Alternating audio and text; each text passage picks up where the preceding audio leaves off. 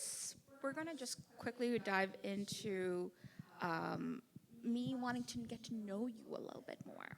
How did you first know you were good at what you do? I'll go for it. Sure. I think it like kind of snuck up on me. I was just kind of like doing what I could to just get in those rooms and the spaces around those creatives that I wanted to work with.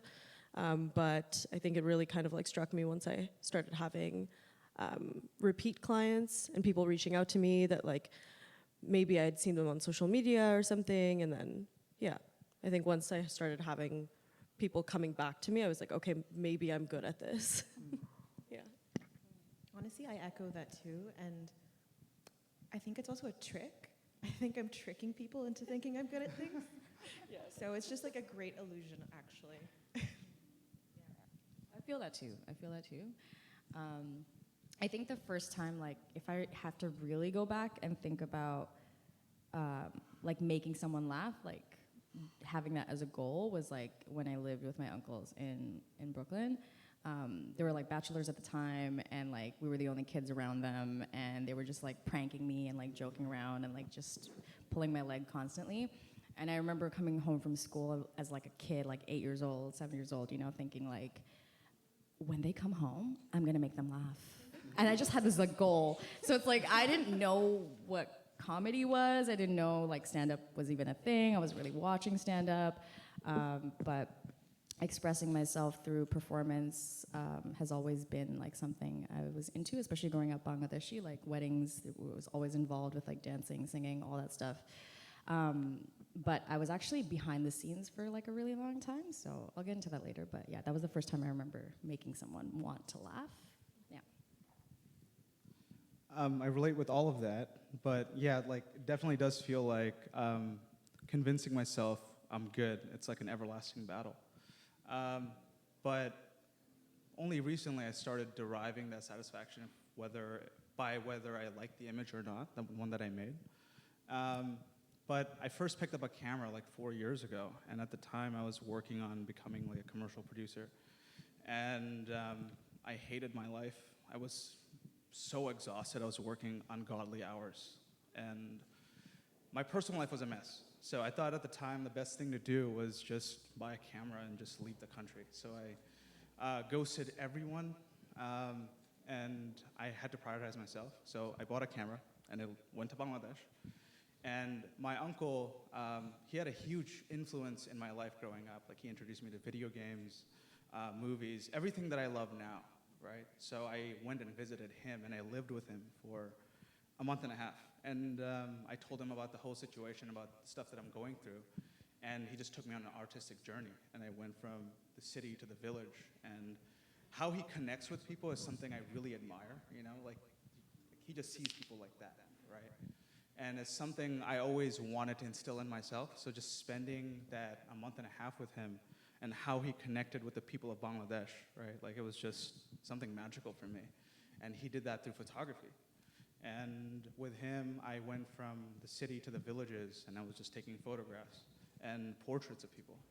And it got to a point where that's all I wanted to do. I was just, you know, I want to take images, and I want to portray people the way I see them, you know, and it was something cathartic. For the first time, I felt like I was stepping outside of myself and immersing myself in someone else's world, which is drastically different than mine, coming from the Western world, right? So it was just portraying them the way I want to see them was something I just wanted to do forever. And that might change, I don't know, you know, but I loved what I was doing at the time, and that's something I just wanted to elevate and do it all over the world. Yeah, definitely. I mean, there's a lot of things that you guys said that I agree with, but I think, yes, like when you don't mind doing extra for something, where you really enjoy doing that extra bit. I remember when I did guitar classes when I was growing up, when the guitar teacher would give us like 4 chords, all of this, you know, all of my classmates would come in and learn those 4 chords, but I'd learn the 4 chords and make a song out of them, like trying to change them around and then trying to show that. And I didn't mind doing that extra bit, but it's kind of being good at something, just really loving it is kind of goes hand in hand, because the more you do it, the better you'll get at it most of the time. And I just loved doing it again and again and trying new things with it from a young age. Yeah. Okay, so then the other question to that I'm curious about is you being in the fields that you are, how did you know, or when did you know to network, and how did you network with people in your field? I started off in the industry as a production assistant when I was like 17 years old. Yeah, I was lucky to start off with the commercial space right away. And at the time, I was mainly driven by vanity and status, right? Like a lot of people in our culture are. And my dad, my parents influenced me to do that, right? And like I said, I was just in a toxic environment, and I PA'd all throughout university, and I was going the producer route. And but to touch on your question, I started networking. I just made contacts along the way. People I work with now who are my prime collaborators, I PA'd with them, right? The director that I made my debut short film with, which was pretty well received, him and I used to PA together. We used to sit in cube trucks and talk shit about, hey, we're gonna be big creatives in the space one day, and we're gonna kill it, and it's gonna be a good time. And naturally, he progressed towards director space, becoming a director, and I became a cinematographer.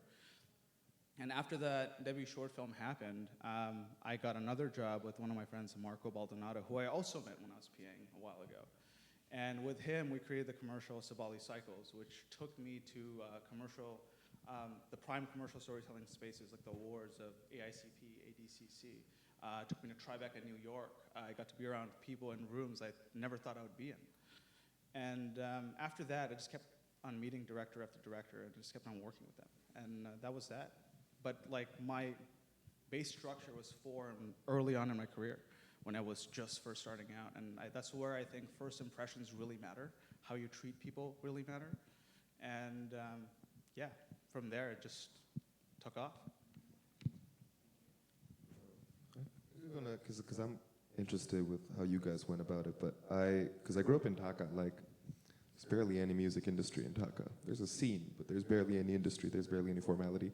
I started by DMing random people and emailing random people from Dhaka. So I got my first record deal by emailing a Berlin-based label for years and years and years. And I was emailing a lot of them. Then that got me started, and then sort of the basics of be easy to work with, be likable, be on time, all of that stuff, and the networking should figure itself. Have something to offer, have something interesting that helps people out. But I had to start online. There was nothing in Bangladesh. Now I've come here and it's really nice, and then there's even stuff like this, which is great. But internet's great too. Yeah, I network through the internet a lot. The internet is really great. I feel like I went to school for fashion, so there was some networking that happened there, but I feel like it really did happen online. I met the first director I worked with through Instagram, and I hadn't really even been styling at all, but I also just kind of went with it by saying that I was a stylist before I even had any work. It was a big fake it till you make it type thing. But once I started working with that director, then I met artists, and then that was kind of once I started working with an artist, I got to build my work, and then people started seeing my work, and it kind of just snowballed that way. I didn't really think it was gonna happen at all for me. So, yeah. I basically just believe in being kind, and I think I got opportunities from people just remembering, oh my gosh, Mimosa, she would be great for this. So that's kind of how I fell into this and expanded my network. My story is different in that I barely use the internet. I'm so bad at it. I'm oh God, my Instagram is very, very cringe, but we're working on it. We are working on it. But yeah, I guess people just remembered me, and I keep building this network of incredible people I like to work with after also being in toxic environments, and being that's definitely not what I want. And just really trusting your gut is really how I now start to operate, or have learned to operate. I can't relate to that because I got really far by being a bitch. So, um, to network in my business, open mics are really essential to like proving yourself. Every open mic you go to, first of all, you're waiting a really long time. So when you're waiting, you're talking to other comics and you're rubbing shoulders with like big wigs to people who just started. So you're kind of laterally networking that way.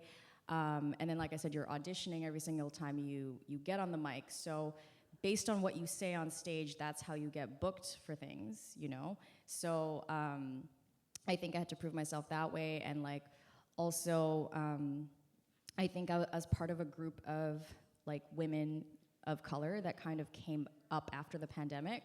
And then we all kind of rose together. And we didn't know that that was gonna happen. And then we all started like producing shows and all started booking each other for shows. So like we built our way that way.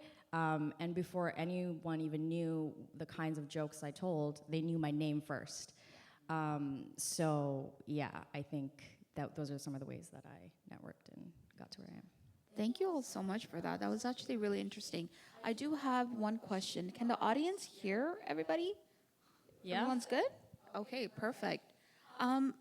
Then I guess my question in regard to that is, when did you then decide to finally take the leap and you decided that this is what I want to do? I can go first if anyone wants. I think it was like right around the pandemic.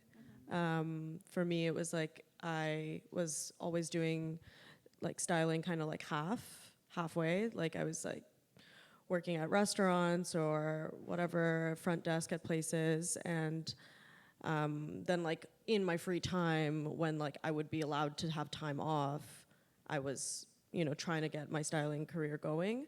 But then COVID, although it was like awful for the most part, it gave me a second to like stop and pause and think about like my life and how I really saw it. And I feel like this was like the one time that I appreciated that my parents were like, come home. So I went home and I started kind of focusing on that. And then once like production was kind of like one of those things, like the film industry was one of the things that kind of started up, I think, much quicker than like most. So I got to like kind of do that full time.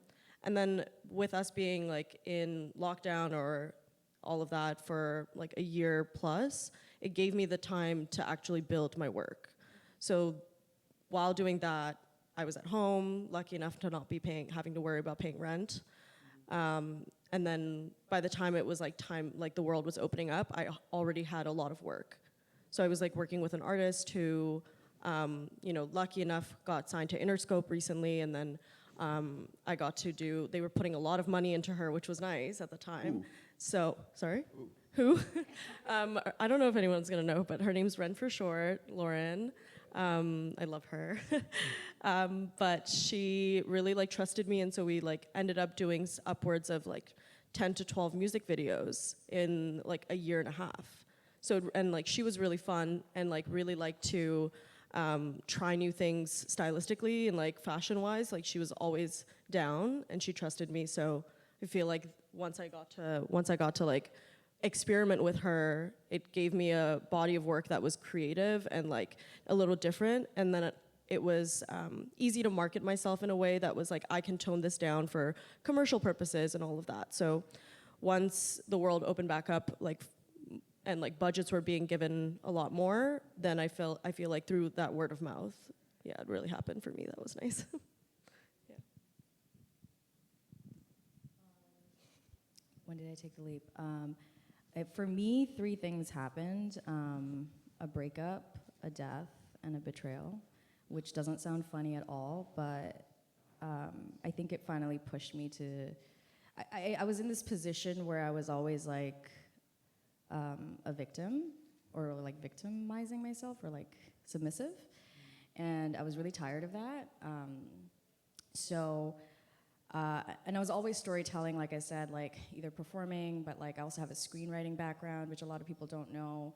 I've been writing for a very long time, and I worked in the film industry, so I worked on Suits. I was a line reader for Suits. and I was a director's assistant for a show called Imposters. So I've worked in these big shows, big productions, but I was always behind the scenes, almost because like I felt comfortable there. You know, like, oh, I don't have to be the main, I don't have to be the one with the spotlight on me, you know? But then I'm like, what if I do? Like, what if that is the thing, you know? And the person who had passed is a family friend of ours, and growing up, she would always say things like, I feel like you're gonna make it. And I was like, what are you talking about? Like, shut up, you know? Like, I'd just be like, stop. So I think, yeah, I also started stand-up in 2018, and then I gave up. So like, I don't think people know that, you know, like, and I had a partner at the time who was really discouraging and was like, you know, it's gonna take you 10 years to like get to where you wanna go. I'm like, okay, so what's the problem? Your one is now, you know? But like, I think the stupidest thing I did was listen to him, you know? And, you know, better late than never, I started stand up at 33 years old, 35 going on 36, and I'm not gonna stop, so.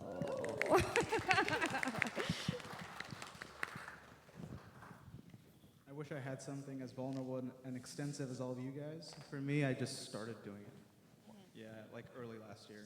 Dove right in. Yeah, I mean, I'm still a commercial focus puller. I do very well there, but I just started. My friend Josh, who I made my debut with, was just like, "Yo, I got the script. Like, do you want to shoot it?" I'm like, "All right," and that was it. It was a good time. I did great. I'm still trying to convince myself, but yeah, it was awesome. I had a great time. Damir or Mimosa? Yeah, I could say something. I mean, I don't know. I'm still early on a few of these things, so I'm not even sure I'm fully in it even yet.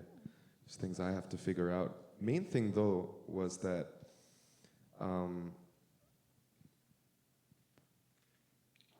I did school and I finished school, and nothing came of it. And I'd love to give you like a good idea of like, oh, I did it because I love the music. I'm always going to love music one way or another. But, you know, the job market and your economic situation, all of these things factor into you being able to make that decision. My father's actually a musician himself. But my family runs through my mom. Like, my mom wears the pants. Because my dad's a very famous musician. He's the drummer of a band called Renaissance, which is one of the greatest bands in Bangladeshi history, if not the greatest. In my opinion, the greatest. None of them, not one person in the band was ever able to make a career out of it. They either had to have day jobs or do something else. And you know, they still gig around and they still do that, but I had to grow up seeing all these guys, you know, with the creative glisten in their eyes, still have to clock into work and feed their family and all that.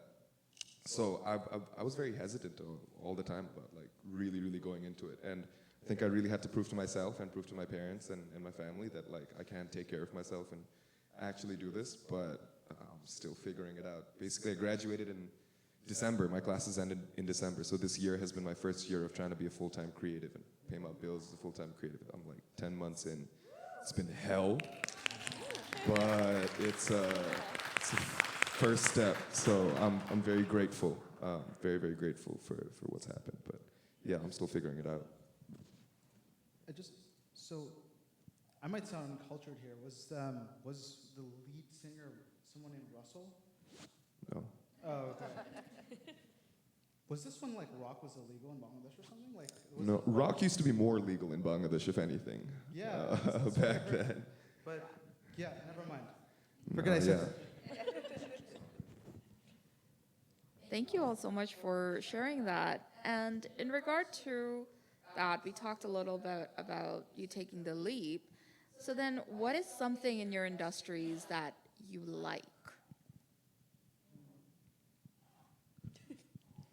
The personal growth I get from like consistent hardship, and there's a lot of hardship because we're on the clock for like 24 hours almost. It's like you book a job and then, you know, someone asks you, hey, are you available this day? And then, you know, and like you're constantly choosing who you want to work with. If you're that talented of a technician. But yeah, it's just like the personal growth and the hardships. It's just being on the clock all the time. Yeah, that sounds weird, but I love it. You know, I love being that busy. It's I've always been wired that way, and I'm trying to balance that out more now. I don't want to be a workaholic because there are definitely other things in life that matter other than work. And the complex problems I get to solve. Because like in the film industry, you're your own business, right? So like being cash flow positive is it's like the goal, and making the right investments so you get good returns in the investments in the gear. But you definitely need a mentor, and my mentors, they've been awesome. Like they changed my life for the better. My life lacked many good male role models growing up, so just meeting them changed my life. And yeah, like I was just grateful that they were talented technicians themselves, and the people I work with are awesome, you know, and like I'm just so grateful for them, because growing up I was always lonely. So meeting the people that I did at the time that I did changed my life. I'm just gonna look through my notes here for a second. Yeah. You did mention that one of your mentors are in the audience with us. Oh yeah, Santiago, he's right there. Yeah, yeah. One of the best people I've met so far. You know, he definitely took me under his wing, and yeah, we hang out regularly. He's an awesome guy, and I think the hardships in this industry shaped who I am, gave me perspective about myself, what I value, what I love, and what I want out of this life. Like, we're here for a very limited time, you know? So we want to make the most of it, and the people you surround yourself with is basically going to dictate where you're going to go and how you're going to solve problems in your life, right? So the right people really matter, and the industry provided that for me. And I love the work that I do with the people that I do it with, and I'm grateful to say that, because if you asked me this 4 years ago, when I was like, when I was struggling with drug addiction and like just I was trying to become a producer, and like my life was hell, I could not say that. I would not be able to say that. So I'm grateful for where I am, the people that I have around me. My wife is awesome. I met her because of this industry. Well, not really, but you know, I had to be who I was to meet her at the right time. So I'm grateful for everything. Thank you so much for sharing that. The material. I get to work with plants, flowers, earth, water. How could you not get excited about that? She did this installation. Say. Don't get me wrong, it's back-breaking labor sometimes, but at the end of the day, it's such a privilege to be able to work with nature, and I don't take that for granted ever. And it's just, yeah, it's very, very beautiful. Yeah, it's a very sort of like out-of-body experience sometimes when I'm like, oh, I'm looking at the buds, I'm processing things, I'm just like, happy. I love that you're like, I'm looking at bugs. That's amazing. I love that for you. Sometimes you get bugs. Like, it's really wild. I love seeing like the little caterpillars, and there are other scary things. We shall not name them right now. Mm-hmm. But I don't know. Nothing really phases me when I'm working with this material. The thorns are very painful, but you know what? It's okay. I have to remember to wear gloves. Sure, worth it. What's something I love? I love bringing together people to laugh. Like, you know, with everything that's going on in the world right now, like just to have come together for the purpose of just joy is like such a privilege. And hopefully I don't bomb and I do a good job. And then also like, you know, the power of storytelling, like I choose to be vulnerable in my work, and I do it by design because I want to help people who've been through things that I've been through, but hopefully do it in a funny and compelling way. So like, if there's connection to shared story, I think that's really beautiful too, because people will come up to me after a show and tell me things that like they've been through too, like, you know, they wore a hijab, their parents were X, Y, and Z, they ran away from home, whatever it is, and it's just like, that's really cool to like have that point of connection with everyone, yeah, with everything that's going on in the world. And after the pandemic too, like being isolated and like being with community is like really beautiful. So I'm very grateful. I feel like a thing I love so much about my job is definitely like the collaborators that I work with. I've met so many of my closest friends who are here today through my work. So I think it's really changed my life. So I'd say that I love it so much. I love a lot about it. I love the clothing that I get to see, the fashion. I love being behind the scenes. I grew up listening to, watching, BET music videos, with, my finger on, the backspace, because, that was, obviously not allowed. And so now being on those sets and being able to see how something comes together is insane to me. And, it blows my mind all the time, and I feel like sometimes it's easy to take that for granted, because it is so hard, and it is very laborious, physical labor. But yeah, it's insane to be able to be behind the scenes, seeing your work on a monitor, and knowing how many hours went into just picking that outfit, or putting all of these little Easter eggs into it, and then seeing it all come together. It's really beautiful. Yeah.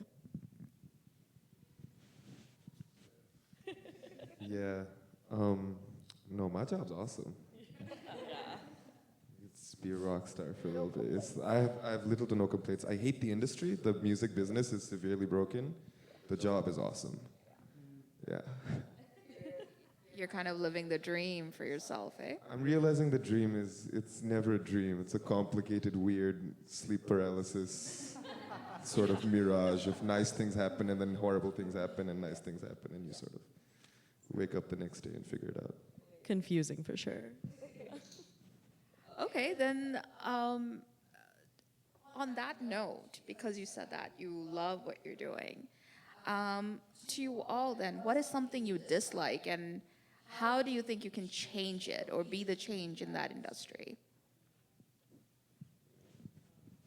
I feel like something that I really hate is gatekeepers.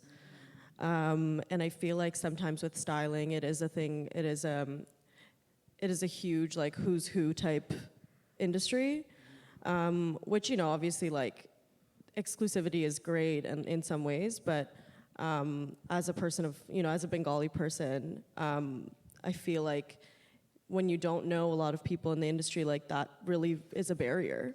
And I hated that aspect of not being able to see people like me. I didn't really grow up around a lot of Bengali people. But yeah, I hate when people don't make space for the younger generation. So I feel like how I'm changing that is I try not to gatekeep as much as possible. I bring younger people, I give people chances on my team. Yeah, just growing my team in that way. Yeah, I could relate a lot to that. There's a lot of gatekeeping that takes place in comedy as well. Sometimes I'll just meet people and I don't know if you guys feel this, but I'll meet another brown woman that also has curly hair, and she'll just treat me like shit. And I'm Yep. what the fuck? I haven't even said anything to you, and you just hate me already? And I get it. There's so much. I still have empathy towards that energy as well, because I'm I don't know what happened to them to make them that way, or whatever it is, but gatekeeping is definitely a thing that exists. And because, I had mentioned before, with stand-up, you are very much rubbing shoulders with people that are already there, have their Netflix specials, and then there's people who are just entering. But then there's also misogyny, there's incels, there's white people who they stick to their own, and they don't want anyone else to come in. And at the beginning, I'm not gonna lie, I was seeking their validation because I wanted to fit in and I wanted to prove that I was funny. And then I just did it anyway by creating my own opportunities. So I do a show called Bradshaw and Friends. It's, I try to make it an elevated experience, I guess. I hate the word elevated, but I just used it. Where because I dress up when I go on stage. Fashion is a huge part of my stage presence. So being doing comedy in a shitty basement that smells like piss didn't really make sense to me, So I'm just gonna create my own opportunities and give people opportunities and put people on the stage that are both at the level of Netflix specials, but also newcomers on the same stage. And by going to the open mics and seeing what people are saying on stage and vetting them a little bit, also like helped in that process too, and not in a gatekeepy way, more like making sure that what they say is in the same value as what I say and think. You know, not misogynistic, not homophobic, things like that. So yeah, it's I don't know if I can change it, but I'm certainly trying. I'm really trying. And I think my comedian friends can certainly feel that, and they rate me for that. So I think I've been putting in the work. Waste. There's so much waste in both flowers and in film. Like, nothing bothers me more than having cars and trucks just idling just because we have to for the shot, et cetera, et cetera. So I'm very mindful of that in my practice with flowers especially. I try and use found material, organic material as my mechanics as much as I can. And it's really challenging. It's really challenging. At the end of an event, like throwing away flowers, like that is the most saddest thing ever. And I try really hard not to. In the pandemic, rules sort of changed where I couldn't just give it back to hospitals or nursing homes, and things are sort of changing where I can give those back, but then it's challenging. It's really challenging. So the waste is a huge thing for me. So I also try and work with as much local material as possible. It's not always possible depending on the season, which is why my work is very seasonal when I'm working with flowers. I pretty much won't be working in flowers for the rest of the year, I think, because like, what am it just pains me so much to have to import something. Like, if I think about the seasons that we are in, like there's no growth in winter in Canada. So why should we be having these like lavish parties with like rose fountains and whatnot? So it's a big thing. And I kind of hate Valentine's Day for that too.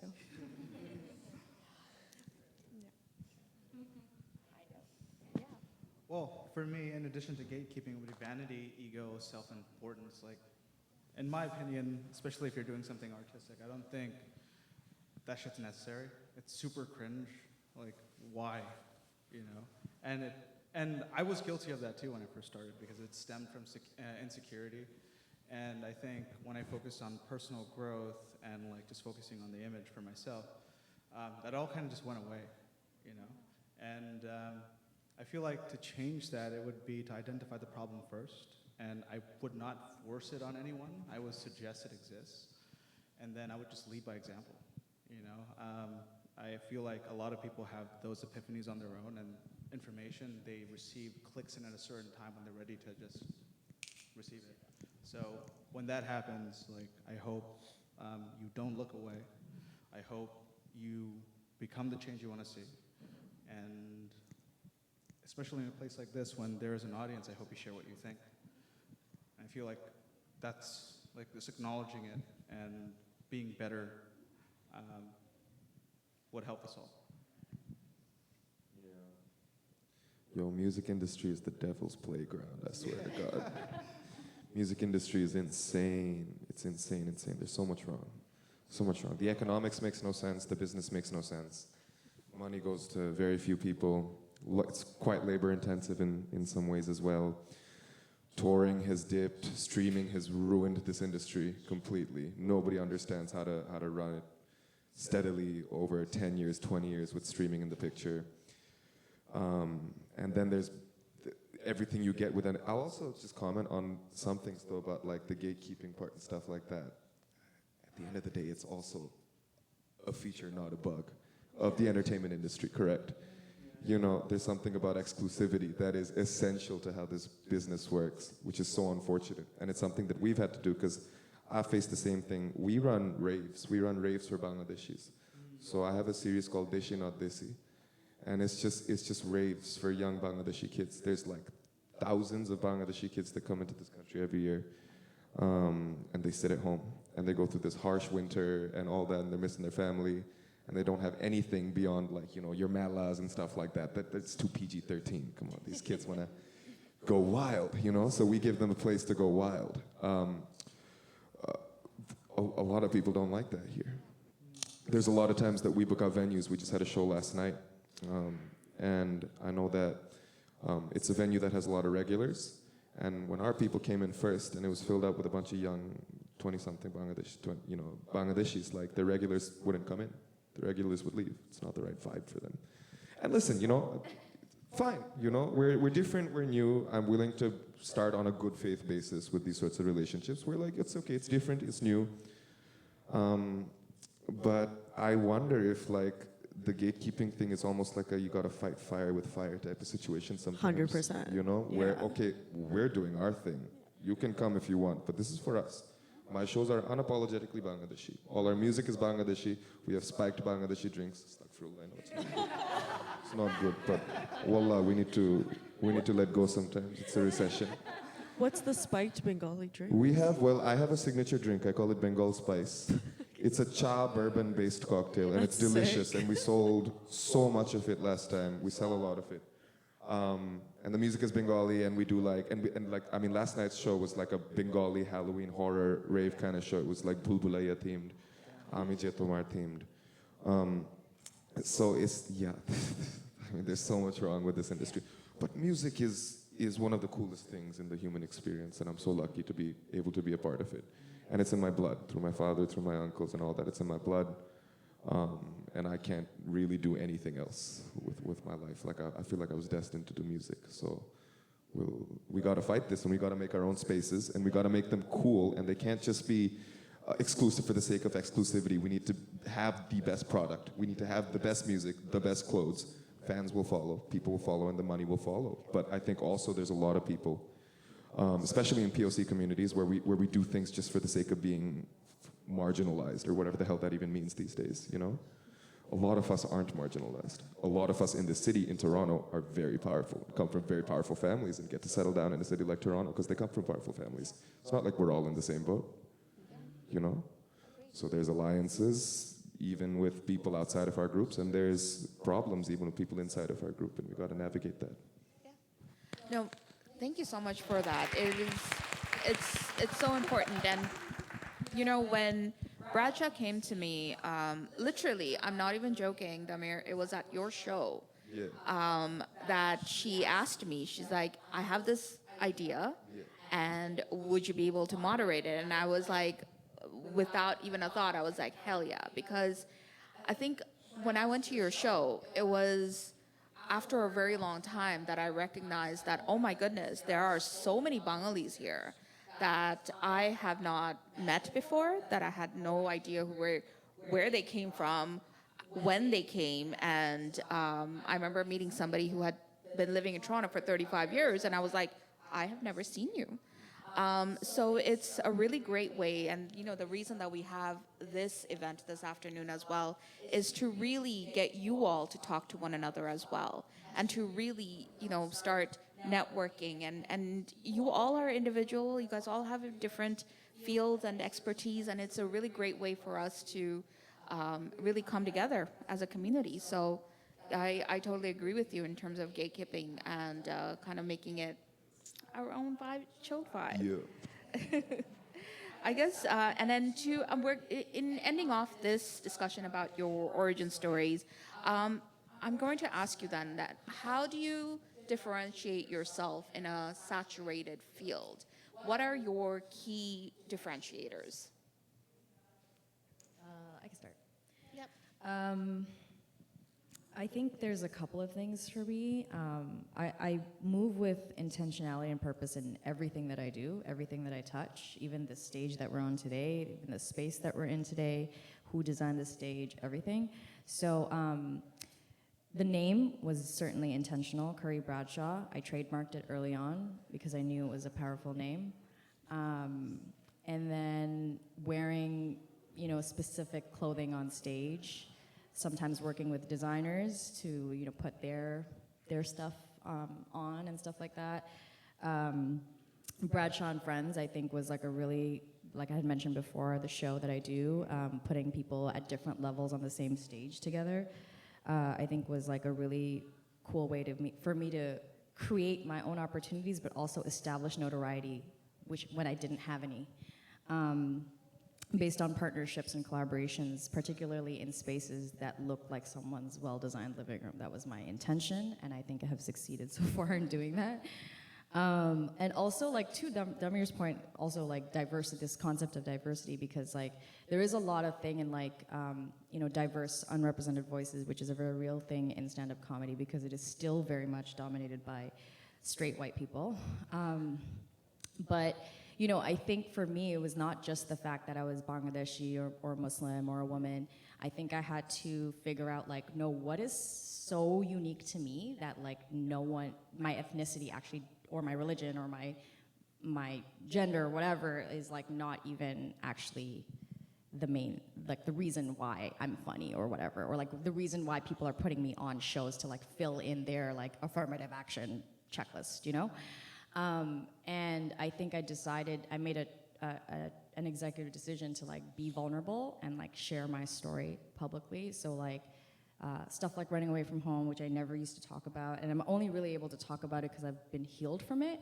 If I was still in it, I don't think I would be able to like really publicly speak about it. But the reason I do is because since I have like so many Bengali girls, but not even Bengali girls, like people from other communities are like, I know exactly what you're going through. And like people don't believe me when I say it, because we live in a modern world, so they're like, they don't think of anything. And like, when you grow up with village parents who are literally from villages and who have like escaped that, and you're one generation away from it, like you are undoing so much like generational trauma, and I think like when I started focusing on aspects of my identity like that, which sounds really serious because it is, and it is like kind of depressing to think about, but I hope that I do it in a funny way to a point where people are they are laughing at it, and it's like laugh at my pain, that whole Kevin Hart concept.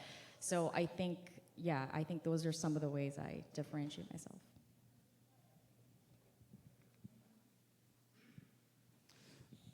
For me, I think I'm still figuring that out. It's none of that centered around my ethnic identity.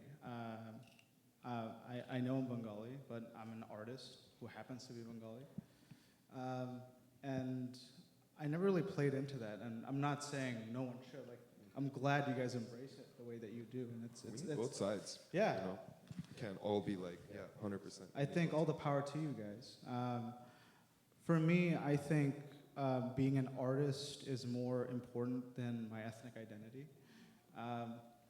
For me, it just starts with being honest with myself, whether if I like the image that I'm making or not, and whether if it tells a story that the director wants to tell or not. I have to step outside of myself and use my experiences to paint with light and create that image for the director so that people can see. But I think, well, that's one of the key factors for me, at least. And the second thing would be being adaptable with budgets and resources that are offered to you to do your craft. And the other thing, lastly, I think I focus on building relationships with the right people. I'm glad Bradshaw reached out to me and we got coffee and we connected and we had a good time, and we both have drastically different experiences, and we still connected on some common ground, and I think that's what's beautiful about our culture. And I do have a yearning for my culture. I don't feel at home in Canada that much. I feel at home back home. And I make it my duty to go back home and connect with the people there. I'm still in touch with my grandparents. I speak to them in Bangla, like I love my culture. But when I do my work, I think it's important that I step out of that and do the job. I'm not really that driven by self-importance. I know I play a very small part in this world, in this grand picture, and I'm grateful to be alive and being around people like you, So, just try to embrace it the best that I can. I'm the opposite. I'm a proud narcissist, bro. That's what's up, bro. I feel like for music, you need that. Like You have need to be, that. or you will buckle because you're asked to be on the spotlight in a very vulnerable way. I think it's probably harder for stand-up comedians, I think you can There are hide so many behind your narcissists music and very easily, depending on what kind of music you're doing. But, I mean, for Bangladesh, though, for music, I think if you're sincere, it's not that hard to stand out right now. We're a very underdeveloped musical sort of country in many ways right now. And I think that has to do with a lot about how, the last 40 years or so have gone, or like post-liberation time is gone, where there was like a burst of really good music happening in the 90s and early 2000s, and then after that, sort of, you know, political strife, economic strife, violence, eventually terrorism, all sorts of things that have affected the live performance market, venues, security, all of those things. Okay, all of that being said is that, however, if I tell that story in a sincere way, it's extremely unique by itself. We are barely 50-something years old. We barely know who we are. Is it because we're Muslim? Okay, not really. There's a lot of us who aren't. Is it because we speak Bangla? Okay, there's like indigenous languages. Who are we? You know, what represents us? You know, we have and I said this during the show as well, and there's a catchphrase that I'm gonna keep using. I don't even know if it's factually correct, but I'm gonna say it anyway. But I'm pretty sure Bangladesh is the first Gen Z revolution in history. Correct or no? Would that make sense? That sounds about right. I was thinking Bangladesh would be, yeah. in terms of a successful, non-violent transfer of power into an interim government. So I studied political science, so I had to read up on a lot of this stuff. It's remarkable how we did it. Of course, it was very violent and it was very traumatic, but in the long run, and compared to what a lot of our neighbors had to go through, we did it in a fairly non-violent way, in a fairly non-scandalous way. We're the first Gen Z revolution in the world. Now we need to tell those stories. And if we do it sincerely, I think it's going to be very easy to pick us out from the crowd. There's no one like us in the world. There's no one like us. And even from before, from the Mughal era, from the Pala dynasty, Sena dynasty, the Bengal has always been a very, very, very important part for culture all over the world. You know, your Marie Antoinettes were wearing Dhaka Muslim back in the day, okay? So we've been there before, we'll be back again. I think if we're sincere about it, we'll be unique. Thank you so much for that. I do want to quickly, you know, please feel free to fact check us on the fact that if Bangladesh is indeed the first Gen Z revolution. I was thinking of Egypt back but that was in 2011. With the Arab Spring one? I think Thailand had one too. Thailand had one, yeah. Maybe Sudan, maybe, not sure. Or was that a while back? Feel free. Google is We'll figure free. it out. Yes, I we'll love figure it this out. shit.